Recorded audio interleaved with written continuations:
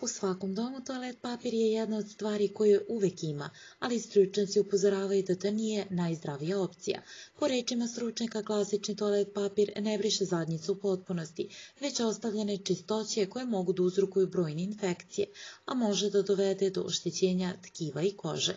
Zdraviju opciju koriste stanovnici Japana i Italije i Grčke koji nakon velike nužde peru anus u bideu. Još jedno rešenje ponudio je i proslavljeni glumac Will Smith, koji umjesto klasičnog toalet papira koristi vlažne maramice. Evo zašto treba da koristite vlažne maramice. Pokušajte da razmažete čokoladu po drvenom podu, pa je onda obrišite suvim peškirom. Nećete uspjeti jer će komadići čokolade ostati u pukotinama. Zato je dobro da nabavite vlažne maramice, rekao je Will Smith za jedan ženski magazin. Isto mišljenje ima i glumac Terence Howard, koji tvrdi da ne veruje ženama koje koriste običan toalet papir. Ako brišu suvim papirom, znači da ne peru kako treba.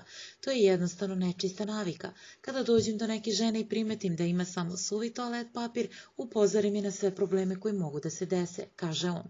Osim higijenskih problema, brisanje suvim papirom moglo bi prouzrokovati i ogrebotine ili čak hemoroide. Ako se brišete pozadi ka napred, mogla bi da vas zadesi i urinarna infekcija.